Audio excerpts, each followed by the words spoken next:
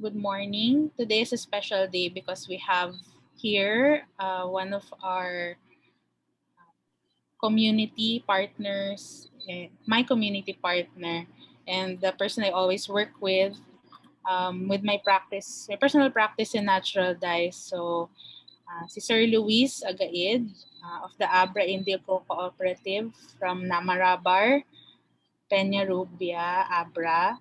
So, a little background about him is that Mr. Luis Agaid Jr. is a promoter and facilitator of continuing the cultural heritage of the Namarabar, Tingian Itneg community of Peña Rubia, Abra.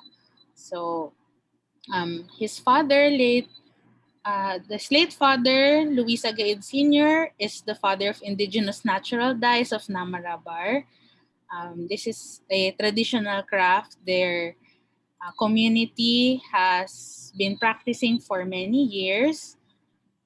So Mr. Luis Agaid is dedicated in promoting and continuing the traditional culture and heritage of their community. So he works with designers, government agencies like DTI, PTRI, and NCAA to promote their crafts and their products.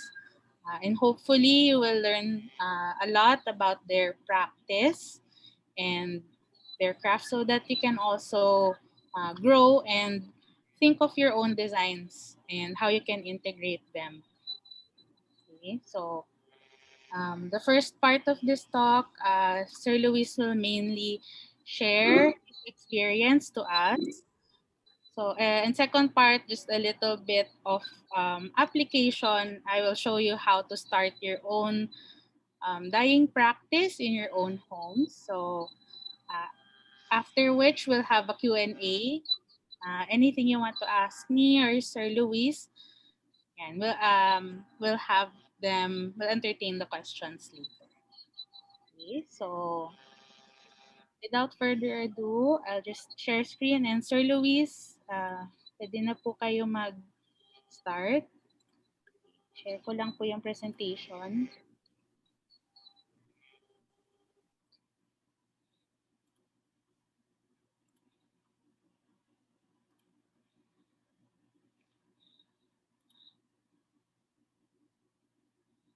Hello po ma'am sa lahat. Good morning po sa inyong lahat.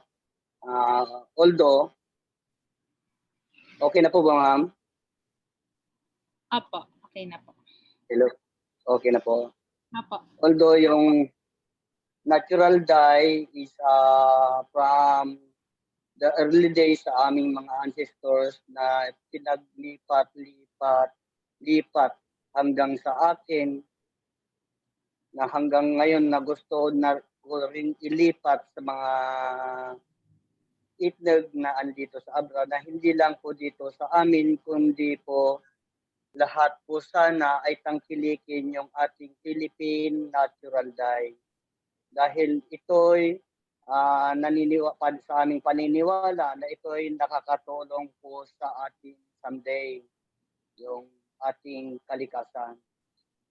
Na alam namin na sa amin ay nakatulong na. Dahil ang kayamanan ng nakaraan po ay tinatamasa po namin sa ngayon sa kasalukuyan. May mga ilang katanungan lang po tayo. Gusto kong ipahiwatig po sa inyo na yung paniniwala po natin sa natural dye can help the dangerous global climate change in the world. Yan po yung isang aking adhikain para i-convince po namin ang lahat ng mga tao na sana'y magtanim. Kasi kung wala tayong dye source, mauubos at masisira po yung ating kapaligiran. So although yan po yung aming na ano po sa lahat na dapat andyan yung dye source ng ating natural dye na nakakatulong sa ating kapaligiran. Pangalawa po yung natural dye po, alam namin na nakatulong na sa amin. At alam din namin makakatulong din sa inyo, sa inyong pangangailangan sa daily na inyong kailangan sa pamumuhay dahil ito po ay isang trabaho po ito na hindi lang po ito tutulong sa environment kundi ito'y parang trabaho na rin po sa amin. At saka yung pangatlo po, alam po natin at alam din po namin na ito'y makakatulong sa sustainable livelihood natin in the future sa mga kabataan, sa mga young learners. Natatangkilik po sa ating natural dye. So although ito po next po, yan po yung mga natural dye colors po natin, pigment na nakukuha po natin sa mga iba't ibang bark, leaves ng ating mga halaman, mga kahoy, mga seeds, andyan po. Mula sa kaliwa, andyan ito po yung, makikita nyo yung sa kaliwa, ay sa kanan ko, yung green, andyan po yan, yung Pinpinya rubia po yan. Diyan ako nagsimula po noon. Kinulik ko lahat ng mga dahon na pwede kong gamitin na tinuro din sa amin. Although ito po ay hindi tinuro sa ating mga ninono, hindi tinuro sa amin, kundi ang PTRI po ang nagturo sa amin doon sa processing po ng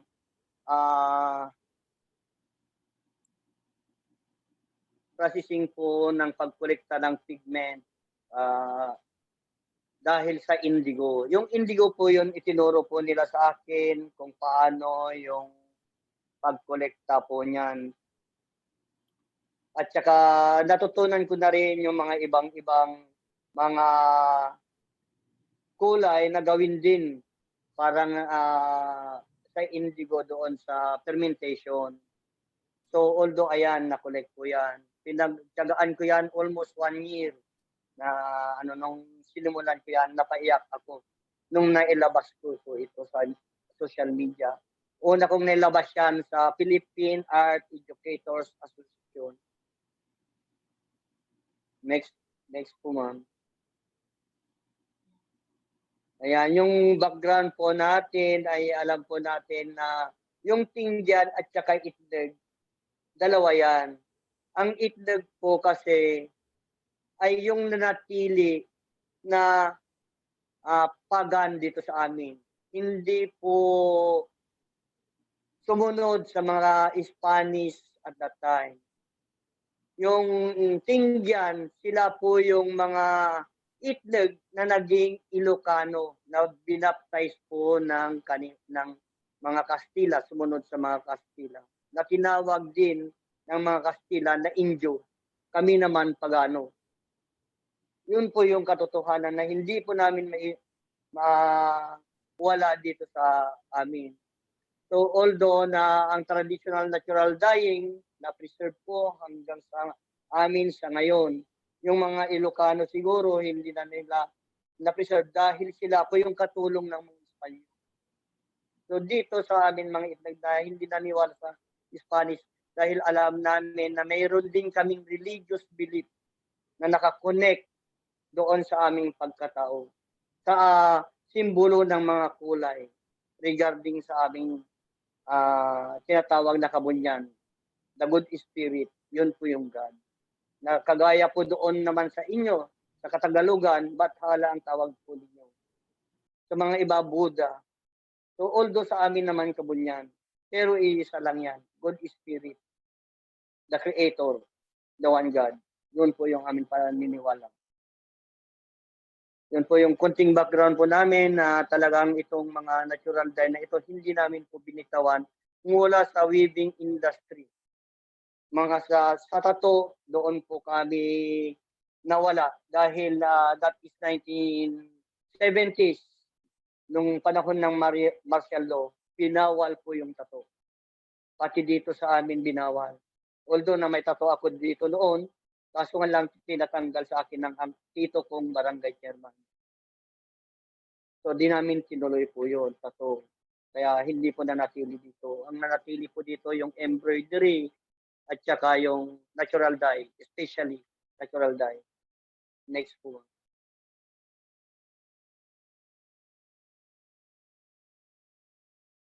Ayan. Dito makikita po natin yung isang kahoy na pinagmumulan po ng natural dye, yung tinatawag naming kasapanglay. Ang kasapanglay po ay siya rin pinagmumulan ng mountain cotton na pinanghahabi din nung sinauna. Maraming proseso kasi yung weaving, although na narrative po yung i-share ko sa inyo. Dito po sa bunga po nito, alam po nyo yan, kinakain po ng paniki. May mga tanim din po kayo sa inyong probinsya o kaya sa Maynila meron pa rin yan. Yan po yung kasapanglay na nag-create po yan ng brown. Na yung bunga niyan ay yung bulak. Yan po yung ginagamit po natin sa paghahabi na kinukulayan din po natin sa ngayon. At saka yung seeds po niyan ay ginagamit din bilang alternate sa gamot sa pagtatae. Hindi ko na alam po yung English. Pagtatae na lang. Mas mabilis. Yan po yung kagamitan po niyan. Although, andito pa rin sa amin, na-preserve po yan. Next po, ma'am.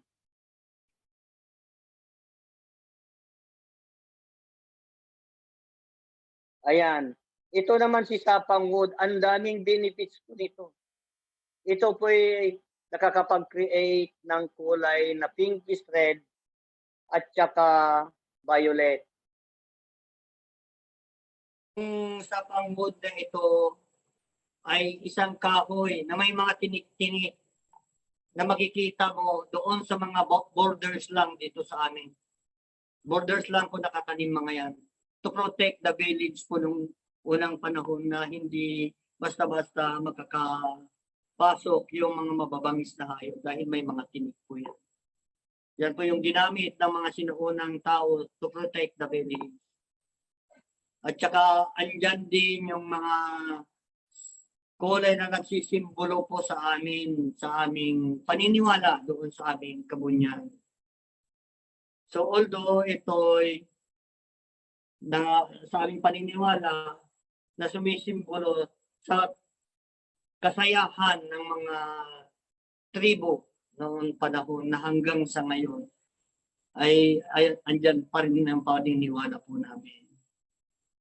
So yung sapang na yan, ang daming benefits, lalo na sa health benefits po niyan, dapat din sana natin itanim. Ayan, ginagamit na ito ng FDRI Laguna, Los Baños, UP, na sabon para doon sa virus dahil ano po ito sa skin disease to protect yung skins po natin. Ginamit na rin yan. Ginagamit din dito sa amin na gamot sa cancer. Yung mga mild cancer na, diabetes. Kaya, so although ang daming pamangkin ko na may kidney sa ngayon, yan po yung pinapainom namin. Tinaning nila ng 6 months yung pamangkin ko hanggang sa ngayon buhay pa. Yan po yung iniinom palagi. Yung sapang. Next po, ma'am.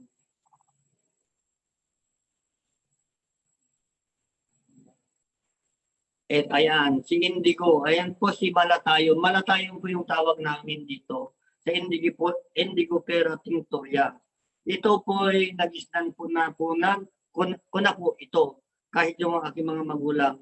Dahil ang dami pong benefits po nito. Na hindi lang pang kulay. Ito po ay nag-create po ng kulay na blue. Na yun po ay inaanaw natin, tinatawag natin indigo. Yung indigo po na ito ay hindi lang basta-basta pang kulay po ito. Dahil ginagamit din namin ito pang abono sa aming mga pananim.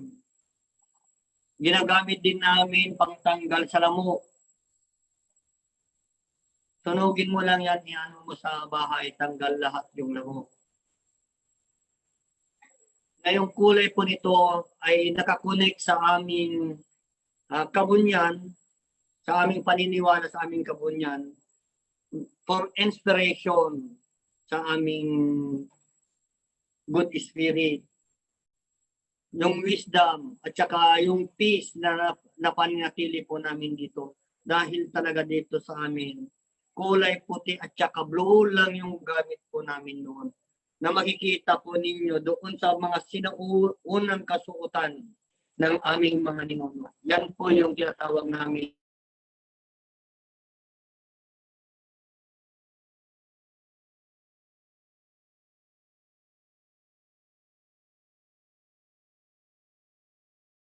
na kinulayan po ng blue at saka may konting parang pinkish red doon sa baba. Yan po yung kinamayan. Na nagsisimbolo, yan po yung ginagamit po namin sa aming pag-aalay din sa aming kabunyan kung may mga occasions po dito sa amin.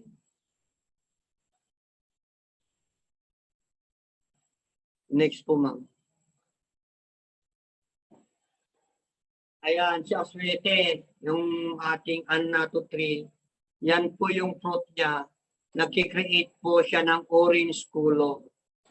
Na ang dami po dito sa village namin. Dahil ito, hindi lang ito pang kulay, kundi pang ano din namin, pang kulay din namin sa aming pagkain, like noodles, ayan. Yung mga iba pa na pagkain namin, kagaya ng yung mga palaka bago mo ito ihain, kulayan mo yan, mas masarap po yun. Dahil hindi mo makikita yung puting ano na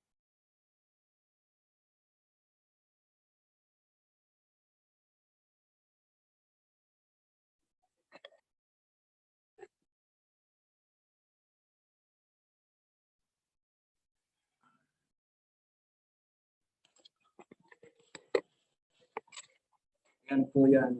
Para sa pagkain din mo. At saka alam namin na ito nakakatulong din sa ating kalikasan kung itatanim mo yan. Dahil ito, hindi lang kulay ito, lahat po ng pagkain mo. At saka mahal din po itong seeds na ito. Alam natin mahal yung seeds ng Annato tree. Kahit saan natin ibenta yan pwede. Next po, ma'am.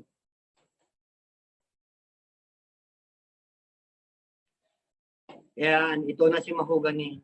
Si mahogany po naman ay isang kahoy yan na nakapag-create po dito, nakapag-prevent doon sa mga bundok, doon sa water source namin tinatanim po ito para mas maprotektahan yung aming mga water source dito sa amin. Kaya maano po ito. Ang pag-ano lang dito, ang pagkuha lang po dito, andyan po mamaya, para hindi po ito mamamatay o masisira. Nag-create po ito ng brown. At saka yung seeds niya, effective para sa stomach ache. Po yan, kahoy na yan.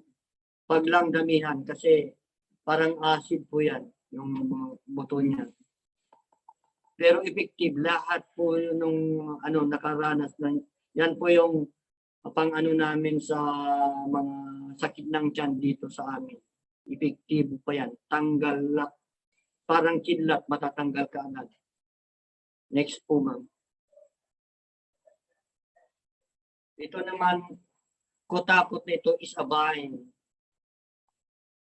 Huwag mo lang galawin yung bulaklak nito dahil ito po yung makati sa katawan yung vine. Pero ito pong kutakot vine na ito ay napakaganda po ng kulay na nakakreate na brown. Reddish brown po yung kulay po nito na nakikreate po niyang kutakot vine. Next po, ma'am. Next po. Ayan. Ito naman si tawa-tawa. Yung tawa-tawa plant ay palagi mong nakikita sa malapit sa inyong bakuran o sa malapit sa ilog. Diyan mo matatagpuan yan. Ito po yung isa sa pinakamagandang yellow na aking nasubukan.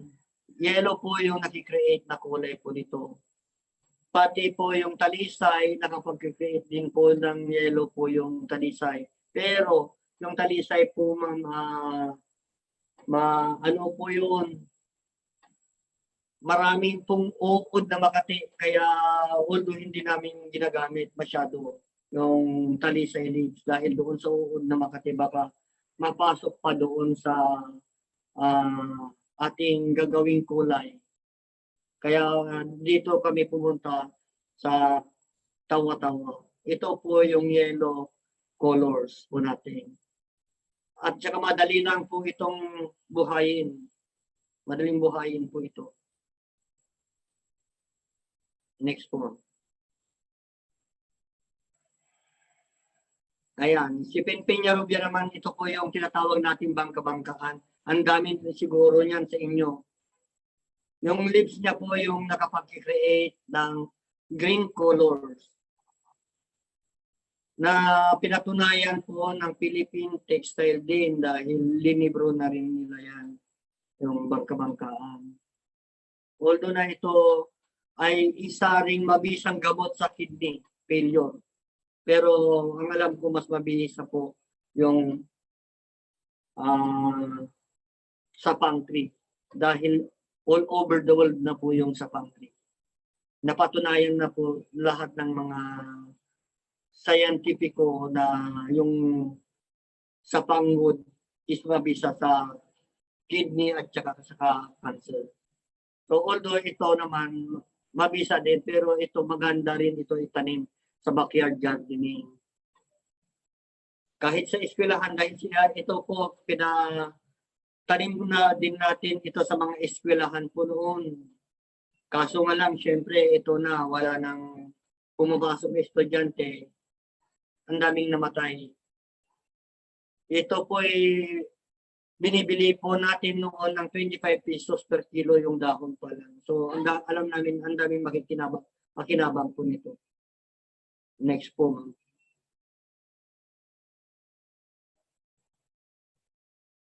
Ayan. Ang traditional po, collecting of natural dye plants materials po is ganito. Ang pagkuha kasi ng natural dye practice po namin ay hindi po balatan lahat yung ating kahoy. Alternate po yan. Unti-unti mong para mabuhay. Tuklat-tuklapin mo. Huwag mo siyang isagad-sagad. Yung part na yan, nakikita nyo po yan, hanggang dyan lang yan. Tutubo rin din yan. Ang pagkolekta. Isa o na tatlong part lang kakukuha sa baba o sa taas. Mabubuhay din yan. Yan po yung pagkolekta namin ng aming parts dahil ito po yung maselan pag inano mo na yan, pinalibutan mo, mamamatay po yan. Although na uneven po yung pagkuha dyan para mabuhay pa rin. Ito matagal pa ng pinagkukuhanan nito. Magmula pa sa puno. Ito po yung tinatawag naming kasapang lahi. Yung may bulak na bunga. Ito po yung brown yung kanyang ma-produce. Next po, ma'am. Ayan. Yung pag-chop po natin dito, dapat hindi masyadong malalaki. Tadtarin mo mga 3 inches, 6 inches lang para mas lalabas po yung kulay. Ayan. Kailangan mong i-chop-chop yan. Kahit yung leaves, yung twig, yung barks, ayan, chop-chopin mo para mabilis mo siyang mailabas yung kulay. Kahit yung leaves, ayan, makikita po ninyo yung leaves, andyan, chop-chop talaga. Yung indigo po, ayan po siya, mga 6 to 10 inches po yung dapat yung pagkuha dyan para hindi mamamatay. Para although hanggang sa ngayon, kahit ilang taon pa yan, basta kailangan niya ng maintenance ng tubig at saka kailangan mong ibras. Ayan, mabubuhay si indigo. Kahit isang beses ka lang magtanim. Yan po yung preparation niyan bago namin po i-boil. Ito po lahat po yan, boiling process po yan. Yung parts nito. Sa traditional. Pati si indigo boiling, hindi po itinuro sa amin ng PTRI ito. Ito po yung traditional way, practice, boiling. Dahil pag ginamit mo yung fermentation ng indigo, that is a 48 hours ang gugugulin mo. Ito boiling 30 minutes lang, may kulay ka na. Makakakulek ka na ng kulay. Initan mo lang yan. Ayan o, nakikita po ninyo sa right dyan sa below. Ayan po, nag-create na siya ng blue. Tumaas na yung blue. Yan po yung sign na dapat mo nang ihinto na tanggalin, i-collect mo na yung tubig.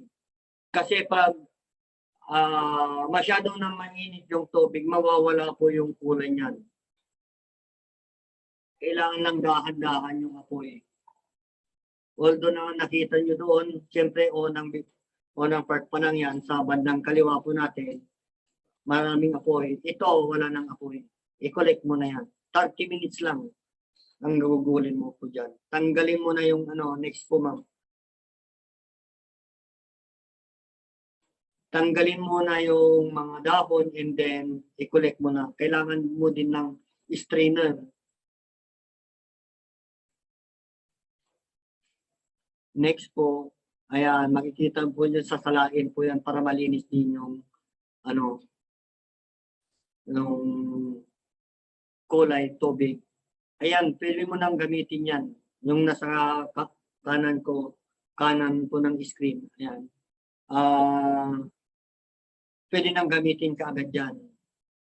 Na although, ang kailangan mo lang dito is hindi ka na gagamit ng sodium hydroxide o sodium hydrosulfide. Ang gamitin mo lang dito is muscovado. Sa traditional way po ito mga. Sa traditional way. Take note, traditional way po ito. Pati ito, sa baba naman, yung sapang. Ganon din yung proseso. Ito naman sa pang 2 hours, kailangan mo yan. Sa pag-boiling. Bago mo i-collect.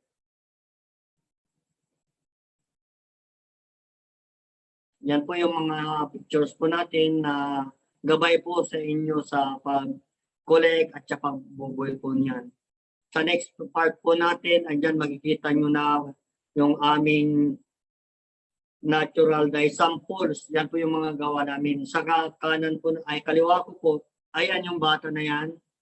Anak ko po yan. Yan yung bunso kong anak. Tinuruan ko siyang mag-hobby. Marunong din siya mag-hobby. Ito po hinahabi niyan, that is a pure cotton. Kinulayan namin na siya ng indigo. Sa bandang kanan, andyan po yung mga samples po ng mga yarn na pure cotton po lahat yan. Iba-ibang kulay. Andyan po yung indigo pa rin dahil si indigo yun po yung pinaka natin sa ngayon. Mabenta. At saka yung light brown, mabenta rin sa ngayon yan. Dito naman sa baba, andyan makikita nyo sa bandang kanan ko, yung preparation po ng yarn na yan. Ito, po yan ng ready to put in the loom put. Yan, tinatawag naming nabarna na yan. Yan yung tinatawag namin ready to put in the loom.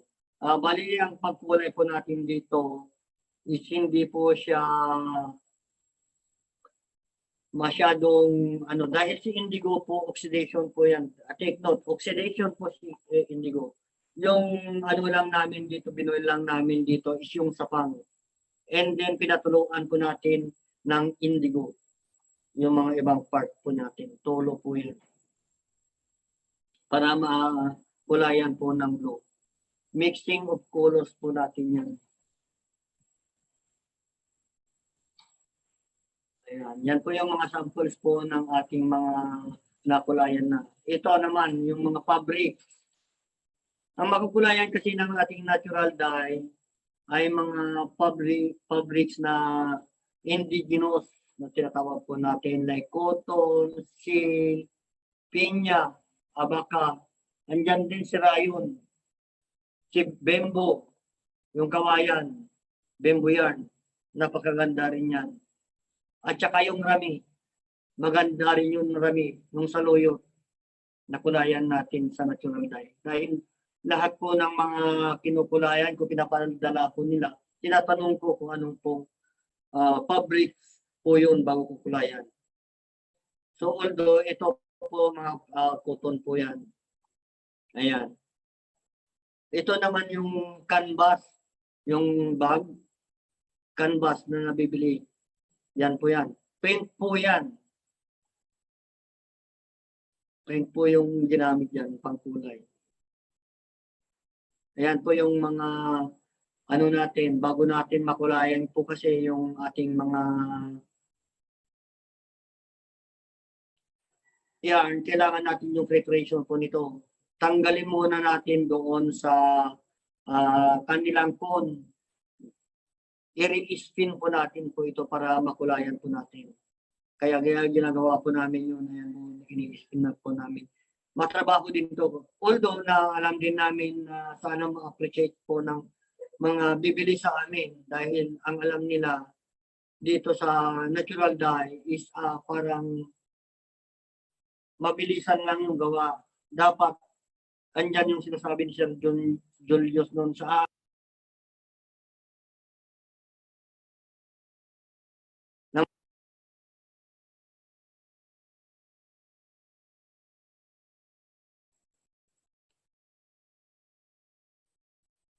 bago po natin, ayan po yung preparation. Ayan na po yung ano ma'am, bali nilagay na po natin doon sa rolling beam ng ating weaving loom. Ang weaving loom kasi namin dito yung nung sinauna is a backstrap loom. At saka ito na yung pumalit during the Spanish time siguro ito na nagsimula yung upright loom. Ayan po yung mga ano niyan, proseso. Andiyan yung output niyan sa baba. Next po ma'am. Para may pakita natin yung ano niyan. Next po. Ayan, andyan po yung output ng ating ginawa na parang ito po innovation na po ito. Kasi sa atin kasi dito sa nangyayari na sa ngayon, sa weaving industry, andyan na rin yung kinokopya lahat yung mga gawa ng iba-ibang mga weavers, lalo na dito sa Pilipinas. Yung weaving industry na kopyanan ng China, andyan na nag-ano na sa Baguio. Yung weaving ng Cordillera, pinag-aanuhan na doon sa pinag-discussan na ngayon dito sa Baguio hanggang dito sa amin. Kaya yung innovation na rin po yung pinanglalaban namin sa ngayon dahil alam namin hindi nila rin basta-basta ito magagawa. Ayan. Sa bandang kanan, andyan na yung damit na natural dye. Lahat po ito natural dye.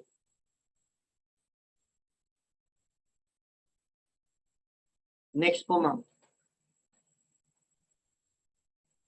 Next po. Sir, may lag time lang po. Ay, okay po, ma'am. Okay na. Thank you. Ayan. Kita niyo na po? Opo, ma'am. Okay, thank you. Ayan po yung... Opo, okay. Next po, ma'am. Next po. Ayan. Andyan na yung ating product po ngayon na nagmula sa mga halaman. Ito na po ay powder. Yung nasa taas, yung mga naka-plastic powder po yan. At dito sa baba, pigment. Pigment po yan. Pero ito po si pigment po natin ay parang hindi kayang ma-preserve ng mga ilang buwan. Kasi yung pag hindi mo tatanggal kasi yung tubig dyan, may mga amoy na lalabas dyan na medyo nakakasira sa ating pangamoy. Although, ang daming nag-order sa amin yan, kaso wala kaming stock sa ngayon dahil hindi namin po ito ginagawa. Ang ginagawa na lang po namin dito sa ngayon, kung gusto nilang bumili ng pigment sa amin, recycling. Na yung powder namin gagawin namin, ibabalik namin sa pigment. Tinatawag namin recycling. Gagawin po natin ganyan sa bandang kanan sa baba. Yan po yan. Recycling po yan. Binebenta namin sa ngayon. Yung mga pigment na yan, recycling, na nanggaling po doon sa powder. Dahil ito po yung original pigment po namin sa baba, yung nakatakip na yan, yung mga maliliit. Bali, kasabi ko na sa inyo, may amoy po yan at saka masisira. Ayaw namin naman na masira sa customers. Kaya although hindi namin ito ginagawa, ang ginagawa namin, binebenta namin, is yung recycling. Ito po. Para doon po ito sa mga canvas. Kasi yung natural dye, hindi lang po ito sa mga yarn, weaving, damit. Hindi lang. Pwede ito sa canvas. Andiyan sa likod ko yung mga canvas ko na kulayan ay ginamit yung natural dye. Sa semento, pwede rin po yan. Basta kailangan mo lang yung preservative na mai-spray sa canvas para hindi po masira po yung pagkagawa. Ayan. Next po, ma'am. Next po. Ayan. Ito po yung mga canvas. Ito po sa bandang kaliwa, yung ginagawa ng babae. Semento po yan. Yung pader ko sa baba. Pinagamit ko po ito, yung natural dye. Ito naman sa kanan, sa taas, canvas po ito. Natural dye po yung ginamit dito. Pati ito sa bandang baba, yung dalawa na yan, canvas po lahat yan. Bali, ito po yung pinag-umpisan namin gawin nung 2016 hanggang sa ngayon, nakapreserve pa, ganyan pa rin yung canvas natin. So, although na lahat ng mga artist, pwedeng matulungan ng natural dye, ibalik sa po sana natin yung karunungan at kayamanan ng ating mga ninuno na natural dye. Next po, ma'am. Next po. Ayan. Ito po yung pagturo ko sa Los Baños, Laguna. Sa Playbacks, Los Baños po ito. Andyan yung Tagayup Department of Science and Rap. Ito po yung sa baba, yung katabi ko sa baba, bandang kanan ko po. Yan yung mga designers po, ang mga ito, andito. Ito po yung natural dye, lahat ginamit po namin. Yung sapang, yung indigo, lahat po yung andyan yung tawa-tawa. Yung black, andoon kay ma'am. Dito sa bandang kanan, sa mga estudyante, print po naman po ito. Cell screen, yung ginamit namin, natural dye po ito. Dito sa mga bata. At saka yung dalawang mga bata, natural dye din po yan. Ginamit po namin yung screen printing sa mga bata. Ito po ay sa ano po naman ito, sa Makati, doon sa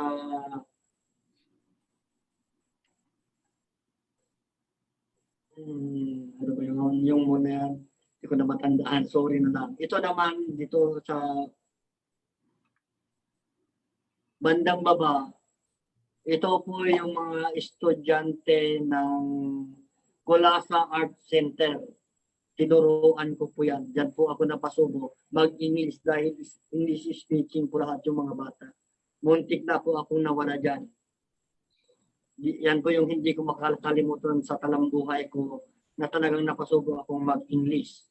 Kahit hindi po ako masyadong marunong. Ayan, yung mga estudyante, yung mga nanay, pinaturuan ko sa akin. Ito po yung mga gawa po natin sa ngayon. Andyan na po yung mga innovation na traditional textile. Kaya minumodelo na rin po namin. Andyan po yung, ito naman sa bandang kaliwa ko. Yan po yung ano namin sa Batanglawin, sa Los Baños, nung inano kami ni Sir Kim at Jensa. Ginamit po yung natural dye doon sa pagkulay at saka pagpinta ng mga canvas po dyan. Dito sa bandang kanan ko, ito po yung mga modelo po natin na nakasuot po ng aming innovation. Innovation dahil yung balabal kasi yung tapis namin is naging cloth na po yan. Yan yung tinatawag namin bado. At saka ito naman sa bandang baba sa kanan, yung poncho andyan na, yung tapestry andun pa rin. Next po ma'am.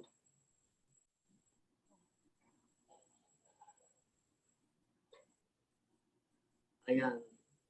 So, sana tangkilikin po natin yung ating natural dye dahil alam namin makakatulong po ito sa ating kalikasan.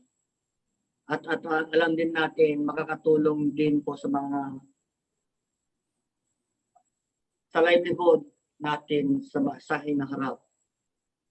Yung mga bata po yan po yung mga nagsimulan magtanim po dito sa amin.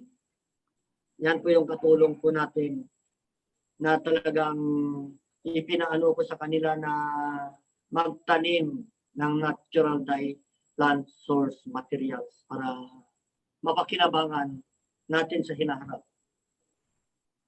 Hindi lang ako, kundi po sila nakasalalay yung mga tinanim po nila. Hindi na po ako dahil hindi ko na mga ano po ito siguro dahil mga 10 years o 20 years ako mulang ma-harvest yan. Sa kanila po yan.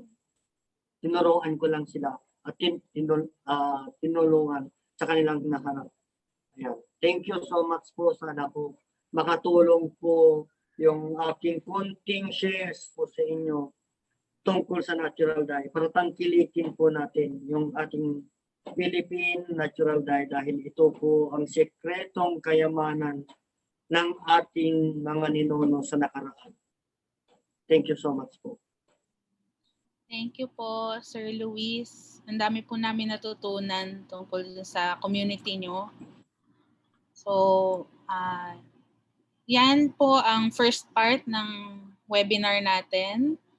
So, ako po I work with Sir Luis since coming back. Nag-start talaga ako mag-source ng dice ko from him kasi very willing siya to share, tapos madali kausap si Sir. Tapos naintindihan ko rin kung paano nila nagawa yung mga dice nila. So, para dun sa mga interested na mag-start nung kanya-kanyang die practice, I have a few tips on how you can do it yourself. This is what I'm currently doing. And hopefully you learn and maybe see if it works for you. Yeah, so just to supplement Sir Luis's talk, this is how I use his dice in my own creative practice. So, home studio dyeing. So, that's my current setup right now. Okay, so ito, this is what I've prepared. Like Sir Luis, I also work with Indigo. A little background on that. I didn't really start with natural dyes. I worked making custom wear. So, ang hirap, alam niyo naman sa market, mahirap makakuha ng perfect shade. So, I used to work matching my lace to whatever garments I make. So, ayan, nag-shade testing ako sa lace. So, I use synthetic dyes for this. Yung Jobos lang. So, actually, na-enjoy ko yung process niya kung paano mag-mix, and then paano ma-achieve yung color. Yan, doon ko nakakahiligan yung dyeing. Ever since naman din, in school, favorite ko yung textile subject. So, medyo natural siya for me na mag-experiment about kahit anong process tungkol doon. So, yan, I started out doing formal wear and custom wear. Tapos minamatch ko yung mga lace and whatever trimmings dun sa shade ng tela. Kasi hindi ako happy sa nabibili commercially. So, yun yung unang use ng dyeing sa akin. So, after that, nag-aral ako abroad. So, I went to Japan. Tapos sa isang field trip namin, we went to this dye house na parang 6 generations na sila gumagawa ng indigo. Indigo is actually a crop that is present all around the world in many regions. So sa cold climates may indigo, sa warm climates meron din. Iba-iba siyang plant, but it's a property na meron sa loob ng plant, yung indigo tin. It's inside the leaves. So sa Japan, this is how they prepare it. Meron ding element of fermentation dito. So this one, medyo namulat yung mata ko sa business nung natural dyeing and how they do it. Like yung pag-share ni Sir Luis, like meron ding paniniwala around the tradition of natural dyeing. That's how it is for them as well. In Japan, they also have like an indigo god. So they pray to it para maganda yung harvest, maganda yung color na ma-produce. Yun ang practice nila. So dun sa workshop nito, we went to this artisan who makes kimonos, and dati pa naman yung mga ancestors niya, they were working for, they made dresses, parang outfits for samurais. So it was a very old dye house. And then this is my first dyed fabric in indigo. That's how I fell in love with it. Natuwa ako sa process niya, and I wanted to learn more. So, long story short, yun nga, I decided to take on this craft, and I interned for about 2 years at the Indigo Artist Studio in Tokyo. You'll see more of our activities in the latter part. So I wanted to practice indigo dyeing and natural dyeing here in Manila when I came back. So, yan. Just for you as well, I can say that it's very doable. But what does it take to be a dyer? Okay, so we're studying fashion because, we want to make clothes and stuff like that. But there's more to it. Fashion is not only making clothes, but it's also, designing it. And part of it is designing the textile. So I'm part of that side. I decided to focus on that. So to be a dyer, first of all, it's physical work. So hindi man mukha, very physical siya. So when I dye, I usually wake up very early, mostly 6 a.m. just to deal with, this is an 80-liter drum of indigo, and I need to heat it and cool it and reset it.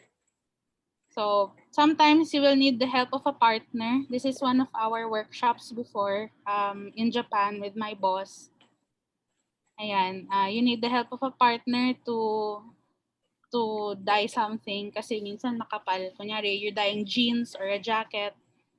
and you need someone to help you squeeze. Yan.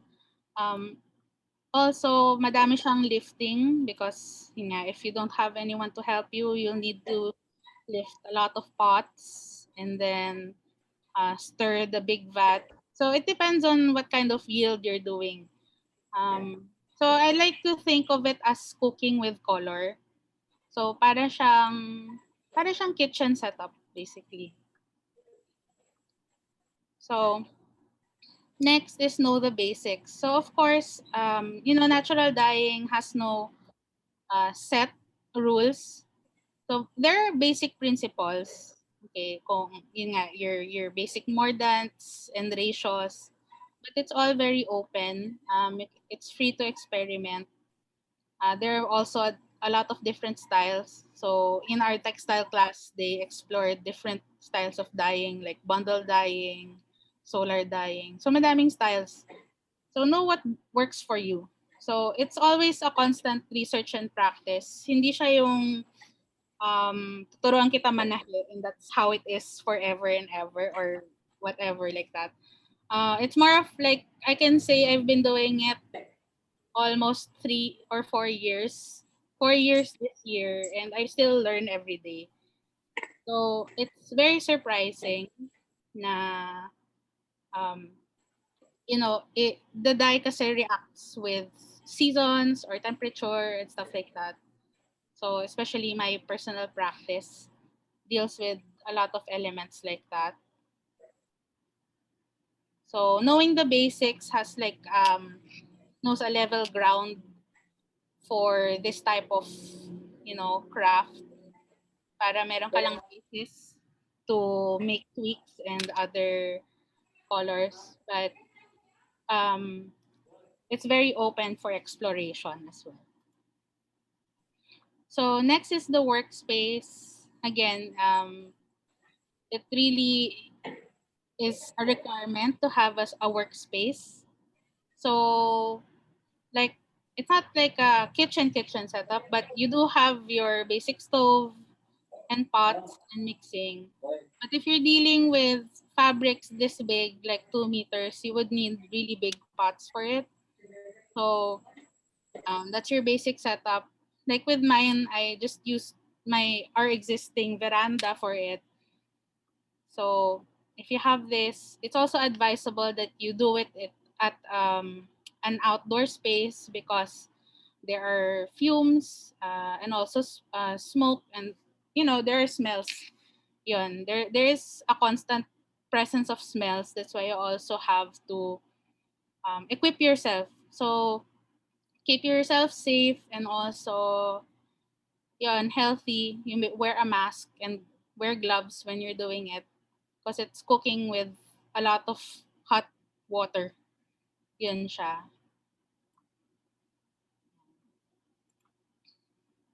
And then next is do the dirty work. So, as you can see, yung process din nila, Sir Luis, sila naman nag-harvest sila. Yun nga, it's also connected with agriculture. Yan. You really have to do the dirty work. And otherwise, you won't see the results. So, this one, I just got some mga avocados na overripe na. I got it from a local market. And then I decided to take the seeds and the skins and I made my samples using it. So, yan. It's best if hindi siya pang maselan na tao. So, it's really something you have to be passionate about and be very, what do you call that? Very Boy Scout about it. So, be ready to do anything because the process is always worth the results. So, next is experiment. So part of the joys of doing natural dyes is that it's open for experimentation. So you have your basic principles, but it's also very open to exploration. So these are some of my samples. I mixed sapan and indigo. This time I didn't use any mordant, so I was trying to see what it looks like. You know. And then more of my experiments are here. So my samples are here. And then if you can see avocado seeds, different types of fabrics react differently to the dye as well. So they're all just in one pot, but they absorb the dye differently. So I keep this like a sketch pad of what samples I did that day and how it is. So I see how it behaves with different types of conditions of dyeing. So it's a good log to know, to remember what you did that time.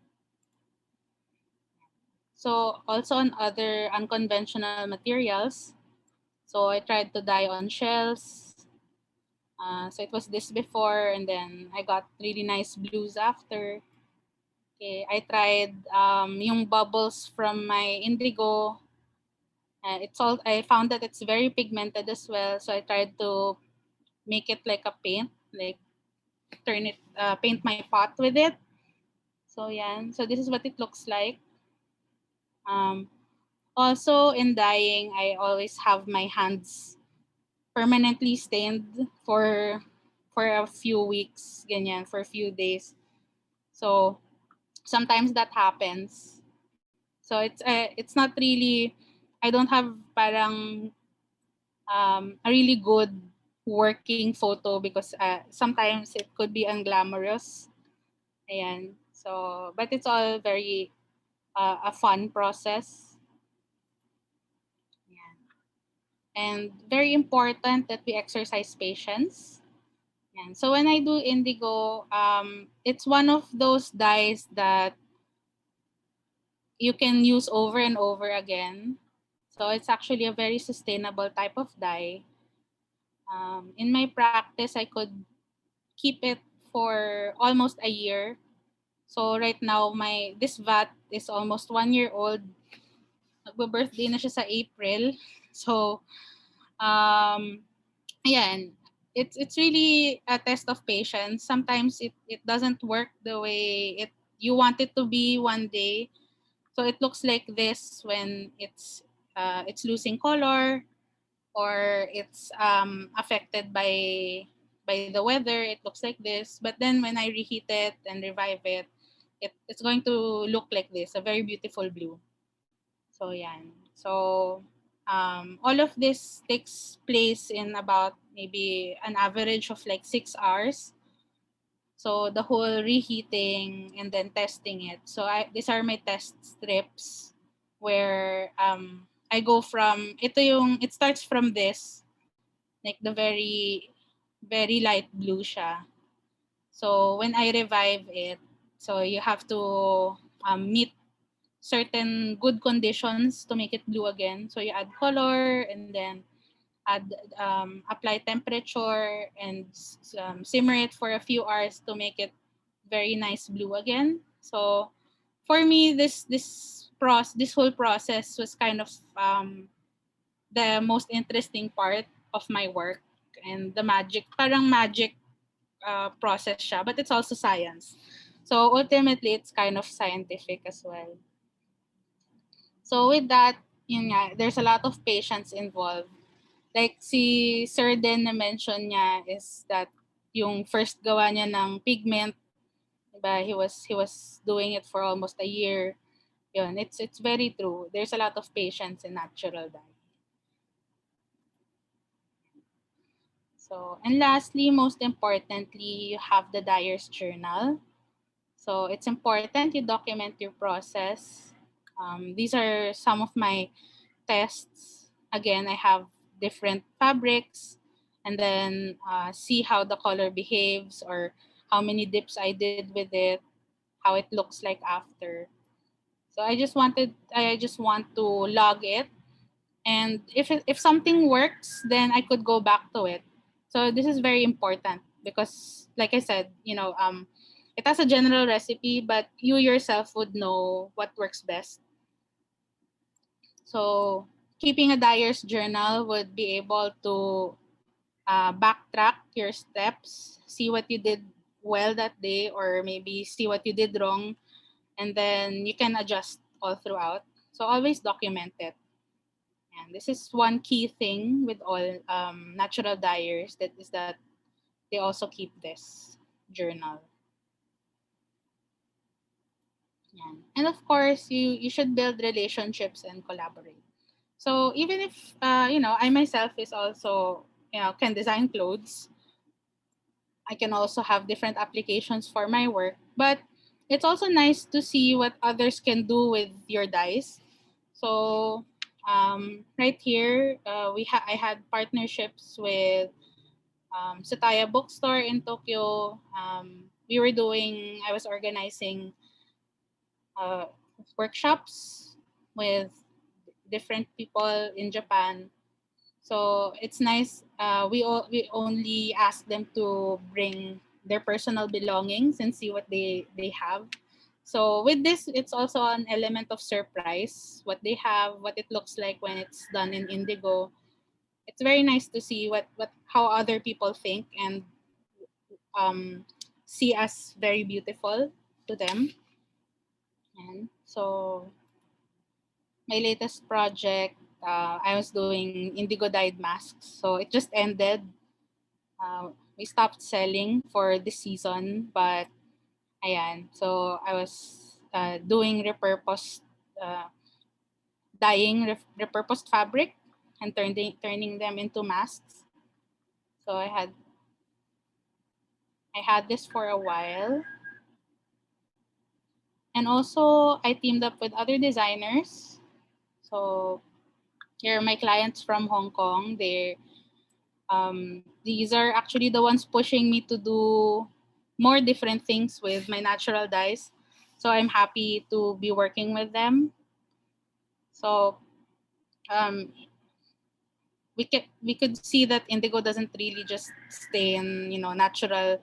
Well, these are all natural based fabrics, cellulose based fabrics. So, but the designs are not just um, very organic. It can also be modern. So that's my own philosophy on it. So as you think of your niche in the fashion industry, um, it's very important now that you learn how to collaborate because, well, for me, it's nice to just work for yourself and be known for your own designs, but also being able to do partnerships makes better products. So like this, I would never think of putting it in a coat or a pantsuit. So it's not my personal style, but my friends were able to do it. So it's kind of making the craft grow through collaboration. So it's also another option. If you're not into making clothes, for me, I like making clothes, but I like the process of designing textiles more. This is one thing you can be creative within the lines of fashion as well. So that's it. So I hope you learned something on how to start your own mini studio. And of course, a lot of your knowledge was supplemented by Sir Luis. We can entertain questions from now until our time ends. If you have any questions, you can unmute your mic and put them in your chat box. You can type them in the chat box.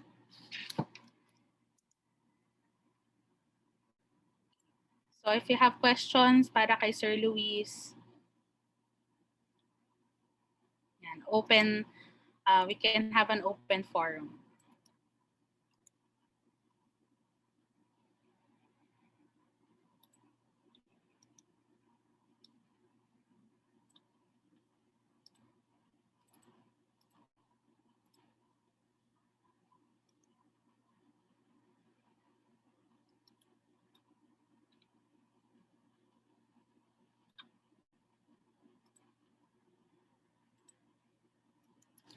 Okay.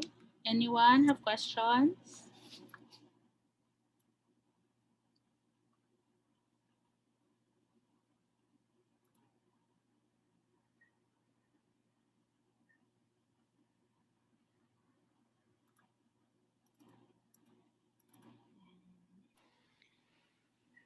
Ms. DK, I have a question. Okay. Whoever can answer. If they want to start, how can they start slowly? What's the first thing that they should do? First of all, you need to have the basic setup. If you have a kitchen, you can actually do it. When I was starting pa lang, I didn't have the big equipment I had. It's more of addressing a demand. You can just have your basic pots and pans and any dye material you can have. You can always research with food scraps first. You can start with food scraps. It's always very practice based. For me, I learned better by doing it myself. So reading is important. So reading about natural dyes is important. But like I said, it's very open for experimentation and what is beautiful in your eyes and what works. So yun, if you have a kitchen setup, try to have your basic pots and pans and have your food scraps ready. You can start with that and see how you like it, how you like the process. So it's more of understanding how dye is extracted from a natural source. Or you can look up solar dyeing. That's also one activity we did with the textiles class. It's something that doesn't involve any heat at all. So it's always understanding the process first before you advance to bigger projects. So, yeah. Thank you, Ms. DK. There's a question from one of my students, Rina, in the chat box. So Christine has Christine has a question. Saan? Ayan, para po ata kay Sir Luis ito. Sir Luis. Ayan. Ay, hello po. Sir, nakamute po kayo. Hello. Saan daw po pwedeng bumili ng seeds for natural dye plants and trees? Meron po bang source noon?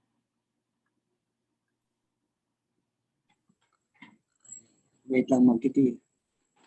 Ayan. Asan?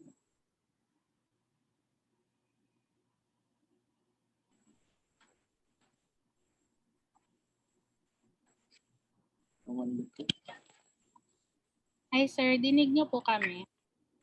Yes po, ma'am. Yes po. Okay. Wait. Sige po.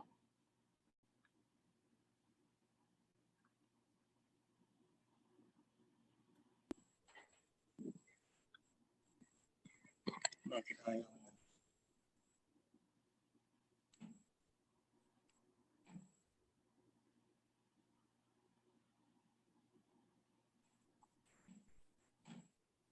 Hello? Yes po. Hello po, sir. Ayan, may tanong po.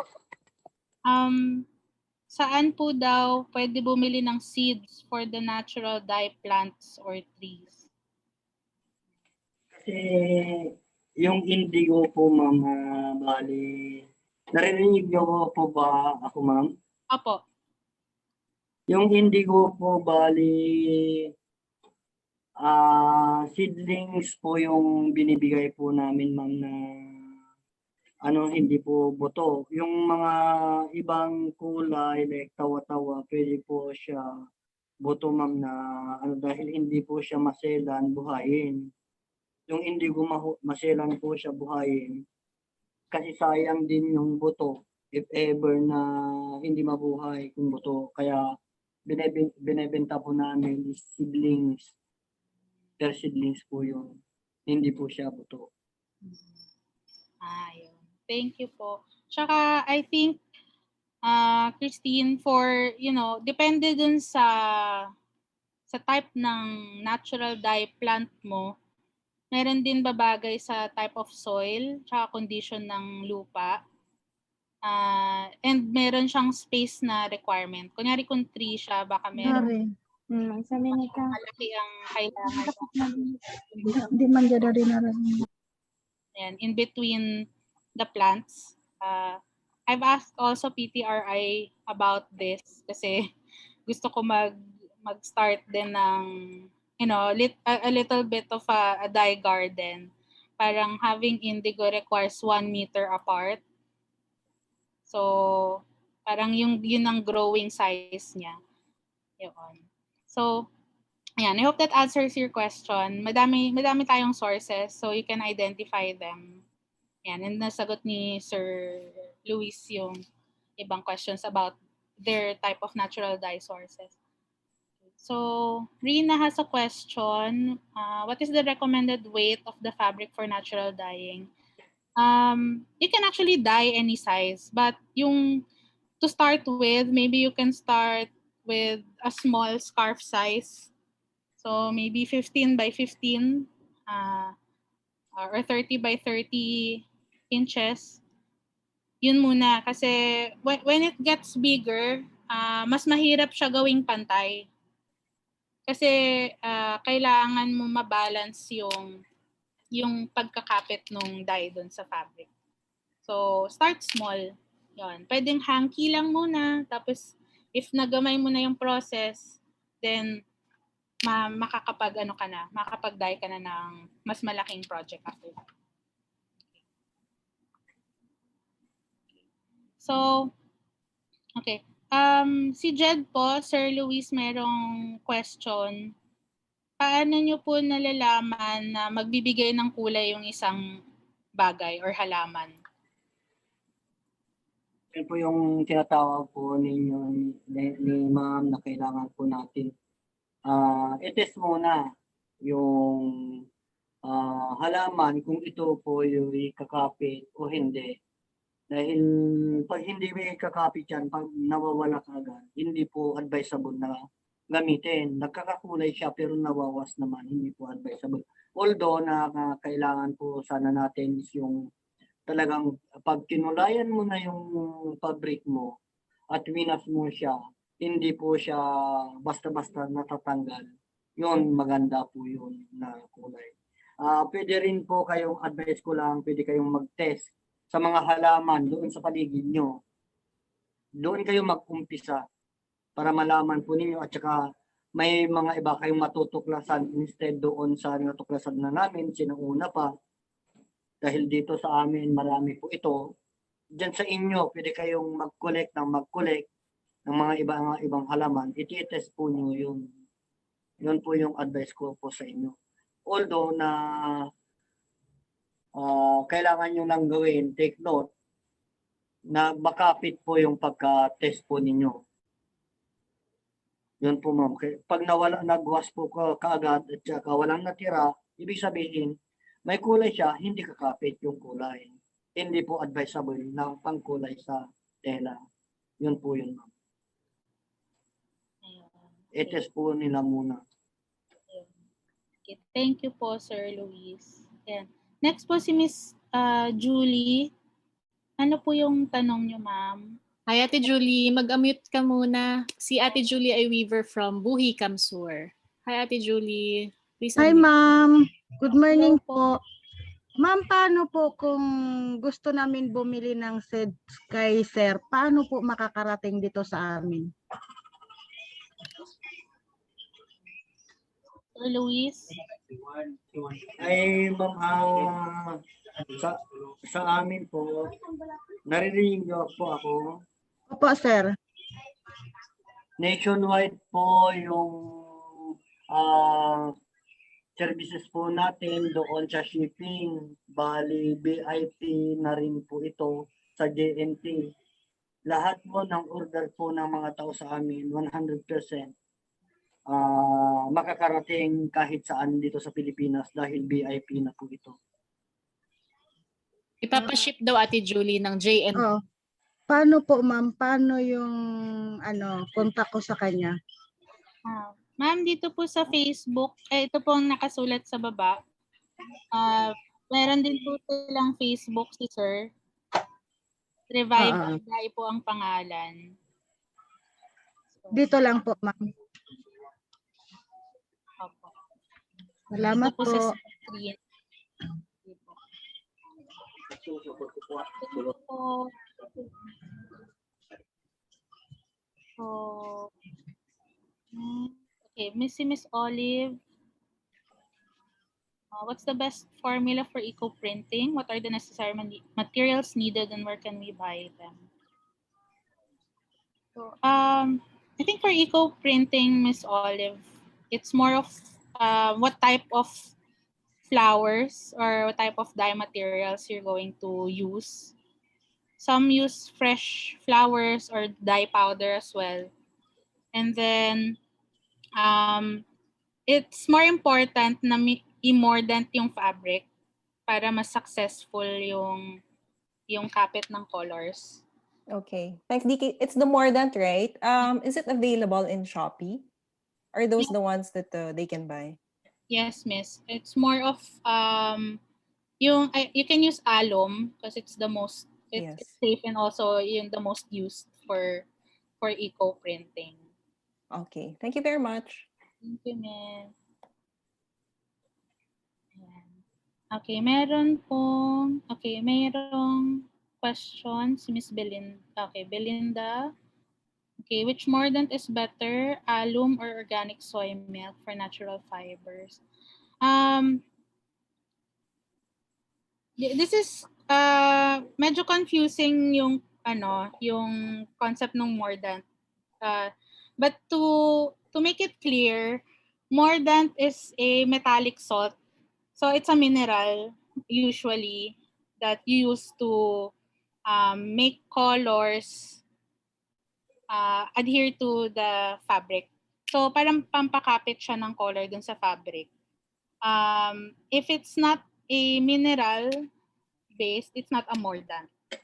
Yun yung rule niya. Organic soy milk is just a binder. You can call it a binder kasi soy milk has protein. And usually, yung mga type of fabric nga na recommended sa natural dyeing is, yung pinaka-successful unang-una is silk. Okay, we can see here sa samples.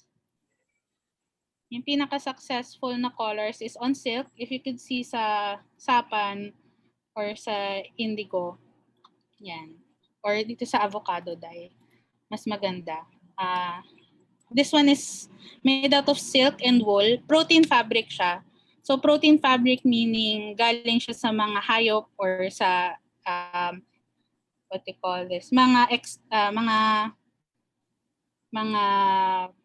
parts or mga excretions ng hayop.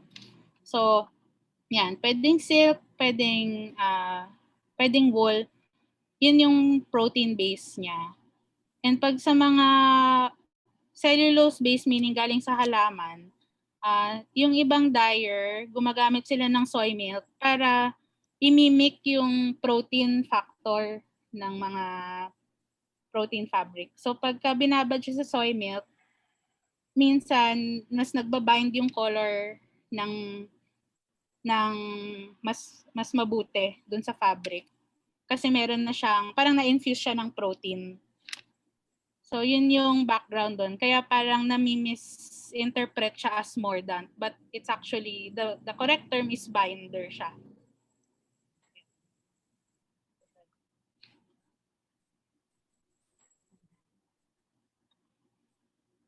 So, ayan. So, anonymous question, how can you build connections with suppliers? For me, personally, noon nag-attend talaga ako ng madaming trade show. So, yung first meeting namin, Sir Luis, nag-meet kami sa trade show sa Manila Fame. Doon ko sila nakilala. And also, ngayon mas convenient niya kasi pwede na tayo mag-search sa Facebook, meron ng mga groups and other convenient channels na kahit hindi na tayo lalabas or maghahanap, makikita natin siya online. So that's one way. Second is to connect with your community. Attend kayo ng workshops. Kasi pag nag-workshop kayo, syempre magiging connected kayo nung craftsperson or yung resource person. And then mas madali na yung relationship nyo after nun. You can work together after that. So, yeah, that's one of the things you can form a community and build relationships with suppliers, stuff like that. And also, always support them. Yan. Support meaning buying their products or promoting their products. Yan. Yan. Collaborating as well. Yan. That's how you can thrive and build a community.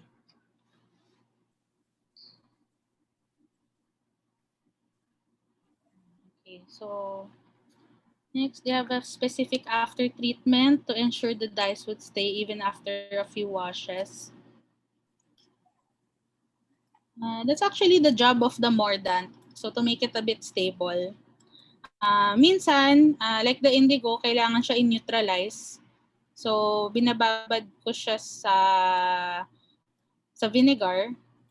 So it makes the color mas pantay and matanggal yung kung anong hindi kailangan na dye, yung mga dye na mahuhulas talaga in the end. So,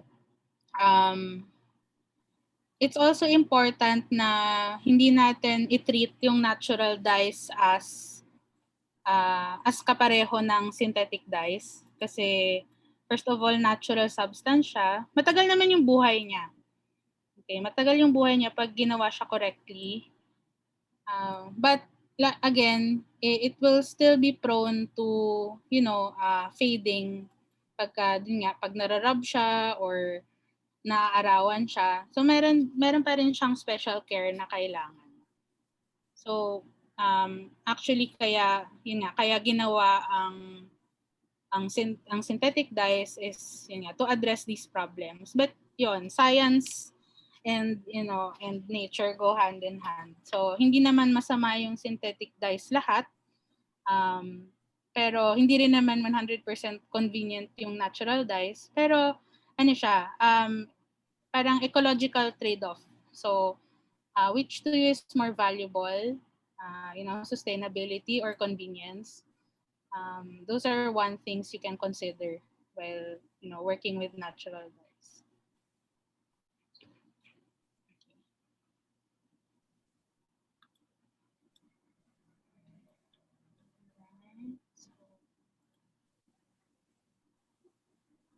Any more questions?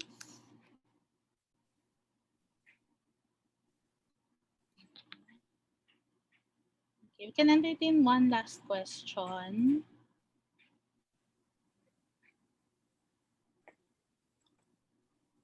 Okay, wala na. All right. So, if you have no more questions, thank you, Sir Luis, for today. Thank you din po. Okay, madami po kami natutunan. And hopefully, yun po, alam niyo na kung paano makipag-connect kay Sir Luis and ma-inspire kayo mag-dye in your own homes. Yan. So, thank you everyone. Last class photo.